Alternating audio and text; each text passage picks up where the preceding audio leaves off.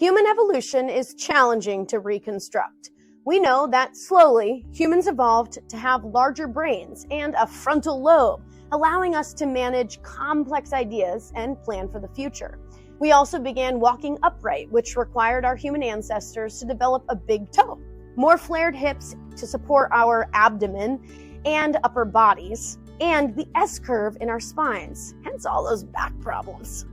This illustrates that there has perhaps been too much discussion of the benefits of how we evolved and not enough attention to the challenges our advantageous traits have produced.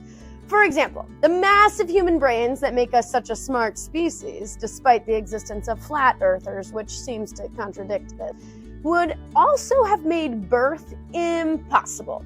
Women developed even wider hips and gave birth 3 months too early in order to be able to birth our big brains from the small female pelvis. This helps to explain colic and babies' desire to be swaddled in that early period of their life. Which development came first? The wider pelvis or the larger brain is difficult to discern. Hopefully it was the pelvis. Ouch! One of the biggest areas for improvement was our knowledge of human migration and its dates. Again, it's women, or rather their likeness, that helps illuminate this history. Only about 1.8 million years ago did humans begin to traverse the globe.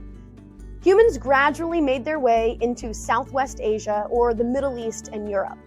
20,000 years ago, an ice age pushed most of those people into the southern and warmer regions. It's from those peoples that we learn the most about human beings as they recorded it in various cave paintings and in discovered graves.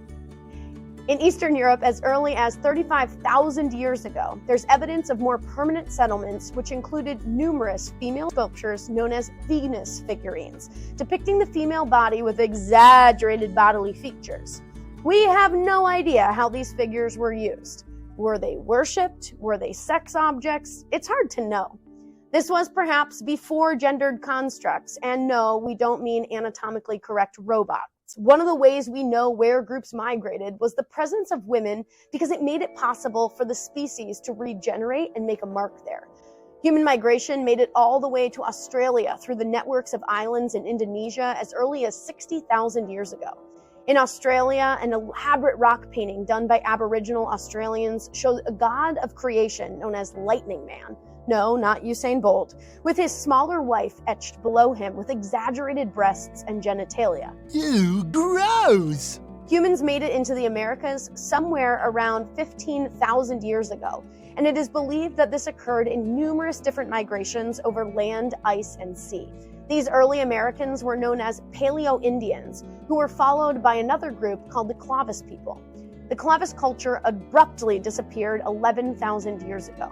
The discovery in 2007 of an ancient teenage girl's remains in an underwater cave in Yucatan, Mexico, exemplifies the antiquity of female presence in this continent. Named by archaeologist Naya, her remains are estimated to be 12,000 to 13,000 years old. She had a hard life, full of malnutrition and an early pregnancy. The final thrust of human migration was into the Pacific Ocean and probably only occurred 3,500 years ago.